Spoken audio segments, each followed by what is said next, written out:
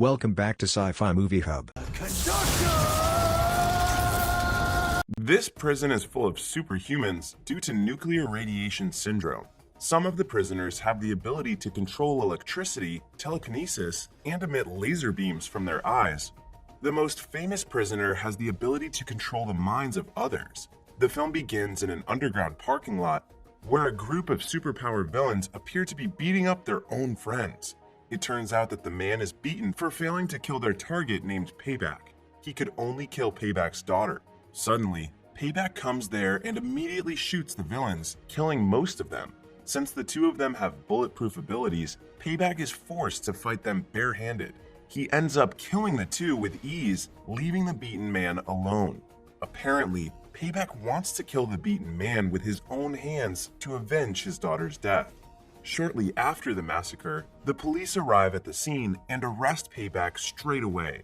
Several years before this incident, there was a worldwide devastation known as the Pulse. The Pulse could happen because people started using nuclear weapons in war, causing many people around the world to die from nuclear radiation syndrome. Not only that, riots broke out in major cities around the world as resources became scarce.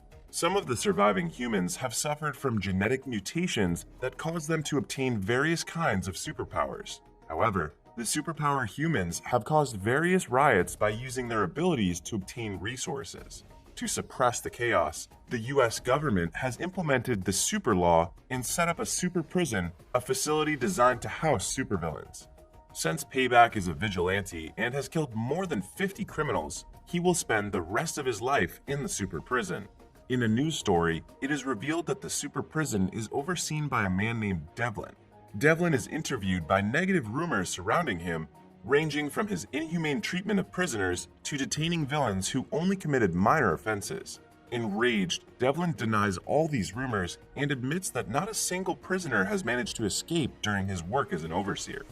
Feeling pressured by all the questions, Devlin quickly disconnects. Sometime later, Payback arrives at the super prison along with the other prisoners. It seems that Payback really wants to go to the super prison because he will kill everyone there. Among the prisoners, there is a boy named Diego who has the ability to share emotions and feel the pain of those around him. Diego was unable to hurt people, but unluckily, he was wrongly accused of hurting someone with his abilities. The super prison has a security system called Nullies, which can suppress their superpowers to prevent riots. The guards put Nullies on the prisoners' ankle cuffs. While their identities are being recorded by the guards, Devlin warns the new prisoners not to mess around in the super prison. Later, the prisoners gather in the courtyard while being watched by the guards. Payback meets a fellow prisoner, Jim, who is the brother of the man Payback once killed. The two of them end up fighting without their superpowers. Obviously, Payback wins the fight after beating Jim without mercy. When he wants to finish Jim, the guards step in and activate the Nullies to electrocute Payback. Consequently, Payback collapses and gets beaten by the female guard who has super muscles. Afterwards, the officers send Payback and Jim to the infirmary for treatment. In fact, fights between prisoners are frequent, but the guards let them fight first because it adds so much fun to their monotonous life. Soon, Diego meets another prisoner named Gordon who has the ability to control electricity. Gordon claims that he was the first prisoner there and was never defeated until Nullies was created. While walking around the super prison, Gordon tells Diego some rules he should follow unless he wants to get into trouble there. As a new prisoner, Diego curiously asks Gordon about the Lobe, a prisoner with extremely terrifying superpowers. Without Nullies, the Lobe is unstoppable because he has the ability to control anything with his mind, including the human brain. He could control his victims to commit suicide in a very sadistic way. Hearing Diego's question, Gordon advises him to stay away from the Lobe as he's the most dangerous prisoner there. On the same day, the Lobe is taken into a dark room where the court discusses his parole for the 4th time. He makes fun of the trial because he knows that a dangerous villain like him will never get his parole. However, it turns out that the trial is Devlin's plan to talk to the Lobe in private. Since he is about to retire soon, Devlin orders the Lobe to transfer his money to Devlin's bank account. Devlin also threatens to kill him if he would not follow his orders. Back in the infirmary, a female doctor is examining injured prisoners, including Payback. Next to Payback is a prisoner whose head is missing, but is still alive because he can regenerate. Diego suddenly comes in to pick up the trash and clean the infirmary. Since he does not look as dangerous as the other prisoners, the female doctor talks to him and shares a story about her routine work. She then heads to the next room to psychologically treat the lobe. Suddenly, a conscious Payback comes to the room and immediately strangles the female doctor until she passes out. A furious Payback intends to kill the lobe as he has recognized him as a ruthless villain. Just as Payback is about to stab the lobe, Diego arrives just in time to stop his action. The news of this incident spreads throughout the super prison. As a result, the prisoners, including Gordon, begin to respect Diego for daring to stop Payback alone and save the lobe. Some of them give their puddings to Diego as a form of respect. Diego's action also earns the lobe's respect and affection. In the meantime, Devlin's assistant, Felicia, has discovered about Devlin's deal with the lobe. To cover it up, Devlin promises Felicia a promotion shortly after he retires. Devlin also threatens to fire her if she dares to expose his corruption. For the next few days, life in the super prison goes on as usual. Over the past 10 years, Gordon has applied for parole many times but has always been denied by the courts. It can be seen that the US super law has always been unfair to the prisoners. In other words, the prisoners will not have the possibility of parole. One day, it is Gordon's turn to apply for another parole. He hopes his parole would be successful this time. Gordon initially tries to answer the question politely. However, the court keeps cornering him with questions. As a result, Gordon becomes enraged and his parole application is again denied. He becomes disappointed and devastated by the outcome of the trial, even though he never causes any trouble there. Meanwhile, the lobe is preparing his escape plan from his confinement room.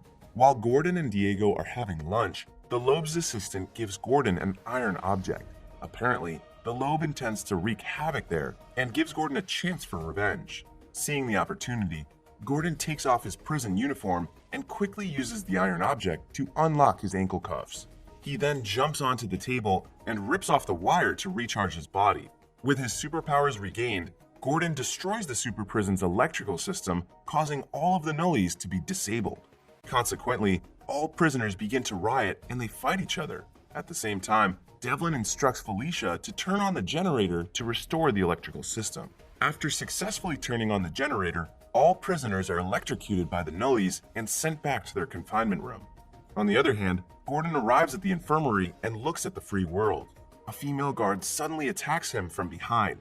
She then receives an order from Devlin to kill Gordon for causing chaos. Hearing this, the female guard is hesitant at first, but ends up punching Gordon in the face to death. Soon, news of Gordon's death spreads everywhere. It is revealed that 12 inmates have died in the super prison. However, Devlin does not comment about the accident at all. Later, he shows Diego the torture chamber where time will run very slowly there. At that point, Devlin has thought that the riot might be caused by the lobe. He also suspects that there is a secret between Diego and the lobe because they are very close. Because of that, Devlin tells Diego to report everything he knows about the lobe, unless he wants to be sent to the torture chamber. Unable to find a clue from Diego, Devlin visits the lobe in his confinement room. He warns the lobe not to think about escaping. Instead, Devlin suggests him to cooperate with himself and transfer the money as soon as possible. Knowing that he has no chance of escaping, the lobe finally agrees to cooperate with Devlin. He also asks for more time to transfer the money because it is not an easy thing to do. The following day, the guards go down to the basement along with the technician to repair the super prison's electrical system that was destroyed by Gordon. Meanwhile, the prisoners receive a brown envelope from their respective families containing their favorite items. The lobe slowly devises a plan to escape. Somehow, he gets a tablet to prepare his escape plan by creating a virus program which he later uses to hack into the security system. On the other side, Payback has a cross tattooed on his face and continues to seek trouble with Jim. Surprisingly, Jim does not want to fight with him anymore. Diego also visits the lobe to make sure that he will help himself to escape from there. On Devlin's retirement day, it is revealed that the captain of the guards will replace Devlin as overseer. That makes Felicia very angry and disappointed with her boss. Later, Devlin goes to the lobe's room and gives a tablet to him to transfer the money to his bank account. Devlin is very happy to see the lobe cooperatively start transferring the money. Unbeknownst to Devlin, the lobe uploads his virus program onto the tablet. Because of that, the nullies start to lose their effect. All of the prisoners regain their superpowers and immediately start a riot for the second time. Apart from attacking the guards, they also fight each other using their various superpowers. At that moment, Diego, who is in the infirmary, can feel the pain of the prisoners who are fighting. Luckily, he is able to relieve his pain thanks to the female doctor who quickly comforts him. In the meantime, Devlin receives a call from Felicia telling him about the sudden chaos. Knowing this, he wants to return to his room to take control, but the Lobe has locked the door. It seems that Devlin is the most important part of the Lobe's escape plan. As the chaos is getting worse, the captain of the guards asks for a solution from Felicia. She says that the security system was built on a generator at the basement, and a hard reset would bring everything back online. Felicia eventually guides the captain by the surveillance cameras. Once the captain arrives at the basement, his radio loses its signal, so Felicia cannot guide him anymore. As he tries to find a way to reset the generator, Jim, whose face has changed, catches up with the captain. Jim immediately attacks him and reveals that one of the guards has been assisting the Lobe in carrying out his plan all along. At first, the captain is overwhelmed against Jim because he is just an ordinary human. At one point, the captain smashes the pipe next to him. This causes hot air to gush out at Jim, who is eventually scalded to death. At the same time, Devlin sits in front of the Lobe and waits for his work to be done. When the Lobe finishes transferring the money to Devlin's bank account, he states that he has another powerful ability which no one else has ever known. Apparently, the Lobe has the ability to swap his consciousness with someone else. He quickly swaps his consciousness with Devlin because it is the only way to get free from the super prison. After using his superpowers, the Lobe, who is now in Devlin's body, knocks Devlin out with a punch. At that time, the captain manages to reset the generator so that the nullies are restored back. The Lobe immediately takes control and stops the chaos by electrocuting all of the prisoners. When the door is opened, the Lobe orders the guard to send Devlin to the torture chamber. He walks out of the room and meets Felicia. The two walk along the corridor, and the Lobe finally promotes Felicia to become the super prison's overseer. Meanwhile, the guards take the prisoners in the courtyard back to their rooms. With Felicia as overseer, many changes are made in the super prison. One of them is the change in the classification of the prisoner's superpowers. Due to this change, Diego will be transferred to another prison, and his sentence will be reduced because his superpowers could not harm others.